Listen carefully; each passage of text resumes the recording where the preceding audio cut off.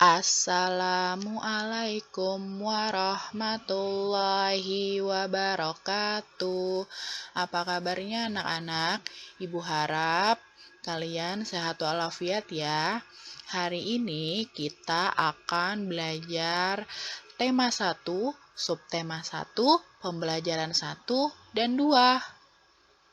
Silahkan dibuka bukunya halaman 3. Langsung saja dibuka halaman 4. Nah, di halaman 4 terdapat lagu burung unta. Untuk kalian yang belum tahu bagaimana sih lagu unta, mari kita simak bersama-sama ya lagunya. Panjanglah kakinya,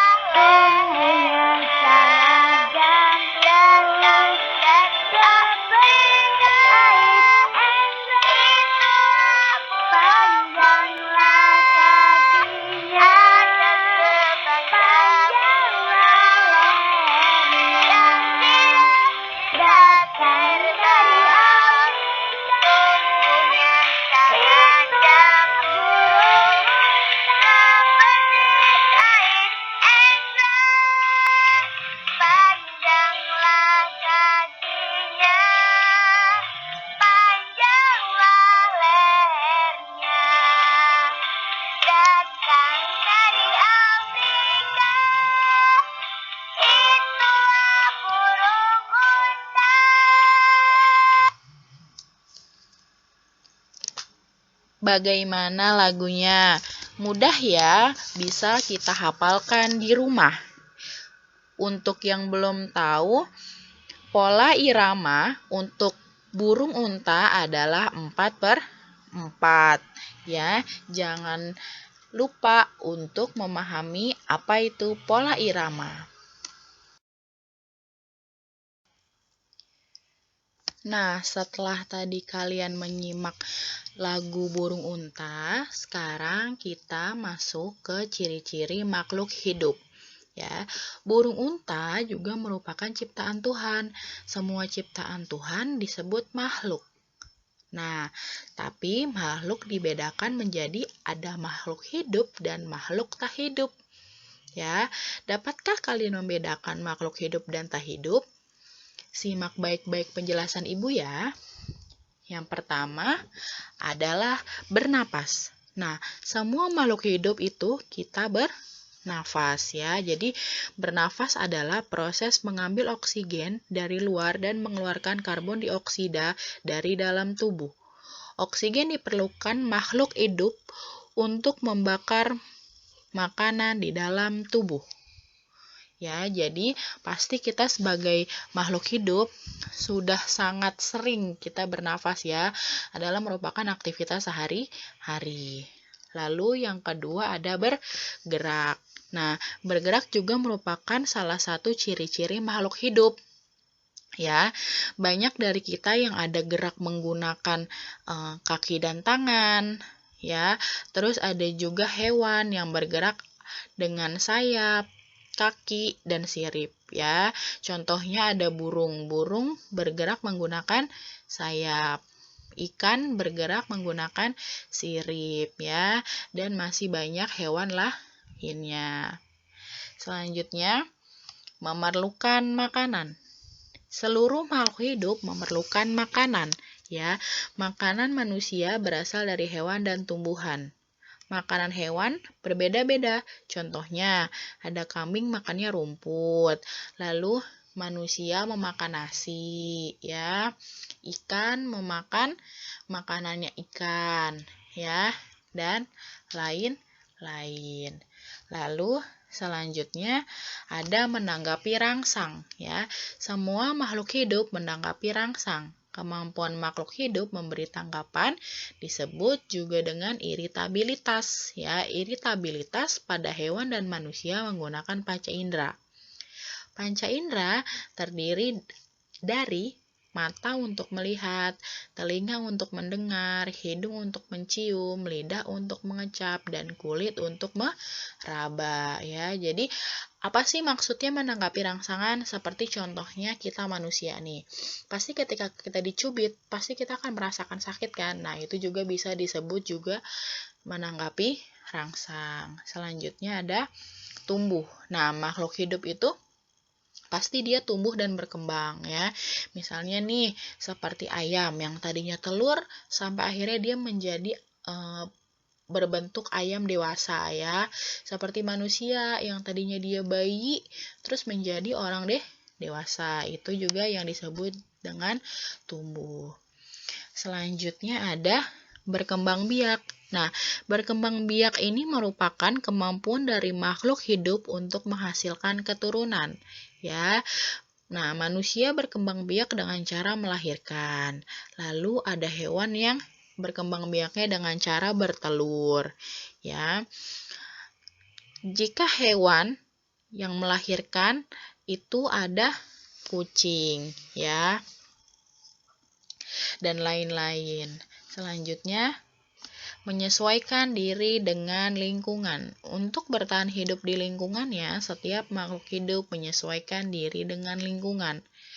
Tempat hidup makhluk hidup dapat melakukan aktivitasnya ya, disebut juga dengan habitat. Nah, lalu di sini kemampuan makhluk hidup untuk menyesuaikan diri dengan lingkungan disebut juga dengan adaptasi ya.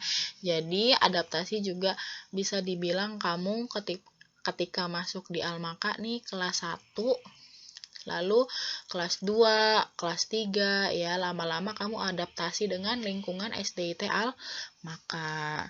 Selanjutnya, memerlukan suhu tertentu. Tubuh kalian pasti akan berkeringat kan jika berada di suhu yang panas ya atau hangat ya. Sebaliknya, tubuh kalian akan menggigil pada suhu yang terlalu dingin. Nah, maka dari itu semua dilakukan tubuh agar memiliki suhu tubuh yang sesuai. Selanjutnya, ciri-ciri makhluk hidup yang terakhir adalah mengeluarkan zat sisa. Zat sisa dari proses produksi harus dikeluarkan. Jika tidak dikeluarkan, zat sisa akan menjadi racun. Zat sisa dapat berupa gas, cairan, atau zat padat. Nah, biasanya nih zat sisa ini adalah berupa ketika kita ingin buang air kecil. Nah, itu juga menjadi mengeluarkan zat sisa. Ketika kita mengeluarkan keringat, itu juga bisa disebut dengan mengeluarkan zat sisa. Selanjutnya, silahkan dibuka halaman 10, yaitu akan membahas tentang membaca dan menulis urutan bilangan cacah. Ya, di sini kita langsung ambil contohnya, angka 1253. Ya, di sini sudah terlihat ya, angkanya ribuan. Yang menempati angka ribuan yaitu 1000 ya, di angka pertama. Lalu angka ratusan adalah 200, angka puluhan adalah 50, dan angka satuannya adalah 3. Jadi, bisa kita baca 1253. Ya. Contoh lain ada 769. Ya, jadi yang menempati angka ratusan adalah 7. Angka puluhannya adalah 6. Ya, 60. Angka satuannya adalah 9.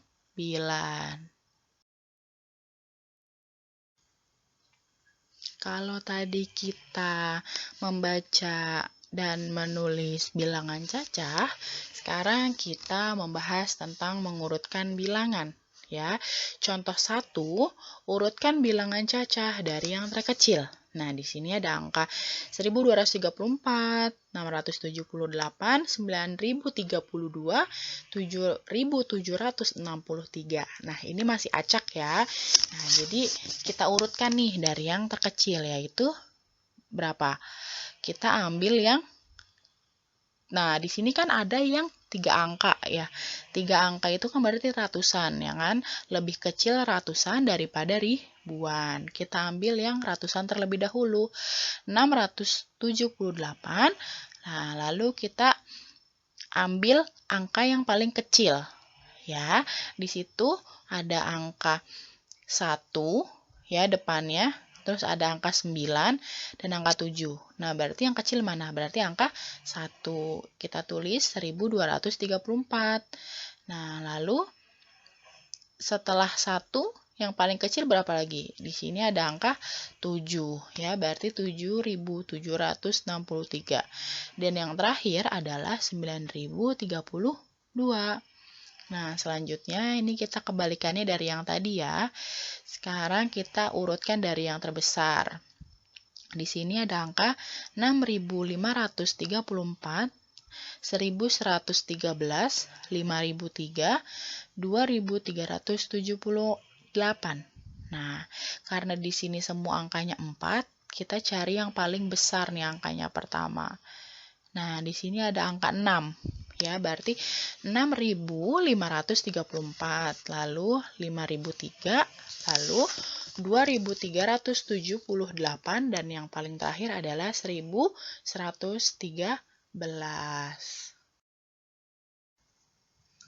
Selanjutnya bisa dibuka halaman 16.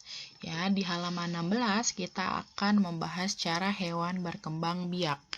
Nah, di sini cara hewan berkembang biak yang pertama ada bertelur, ya. Nah, hewan apa sajakah yang bertelur? Nah, yang sering kita temukan dalam kehidupan sehari-hari adalah hewan ayam, ya. Hewan ayam itu adalah hewan yang cara berkembang biaknya dengan bertelur. Selain itu ada bebek, ada angsa, buaya, cicak, dan lain-lain. Ya, selanjutnya ada melahirkan. Nah, melahirkan ini ya makhluk hidup yang berkembang biak dengan melahirkan itu disebut juga dengan mamalia. Ya, nah contoh hewan yang melahirkan adalah kucing, sapi, ya, kambing, jerapah, gajah, unta, dan lain-lain. Nah, selanjutnya ada cara dengan bertelur dan melahirkan. Nah, ini biasanya kita temukan pada ikan hiu, kuda laut, kadal, dan ikan pari. Selanjutnya adalah tahapan perkembangan hewan. Nah, untuk tahapan perkembangan hewan, kalian bisa buka buku di halaman 19. Ya, di sini ada yang melahirkan, yaitu kucing, ya. Nah, di sini ada yang bertelur, katak, dan ayam. Nah, ada yang mengetahui bedanya tahapan perkembangan hewan dari gambar yang sudah diberikan? Nah, perbedaannya adalah kita bisa lihat ya, kalau dia melahirkan, ya, biasanya dia bentuk dari bayinya atau bentuk dari lahirnya itu ketika sampai dewasa itu dia hampir sama bentuknya. Ya, bisa dilihat baik-baik ya bentuk dari si kucing. Ya, nah jika dia hewan melalui perkembangbiakan bertelur, nah biasanya dia ini dari baru lahir sampai dewasa itu dia bentuknya berbeda ya. Contoh kita bisa lihat nih si katak ya, bentuk dari telur sampai akhirnya dia ke katak dewasa itu dia berubah kan bentuknya. Begitupun juga dengan si ayam yang tadinya dia bulat telur, lama-lama dia mempunyai kaki ya, mempunyai mulut, terus ada jenggernya ya, dan lain-lain. Jadi itulah perbedaan dari tahapan perkembangbiakan hewan yang melahirkan dan yang bertelur. Sepertinya sudah selesai pembahasan kita hari ini ya. Cukup sekian Ibu akhiri. Wassalamualaikum warahmatullahi wabarakatuh. Sampai jumpa.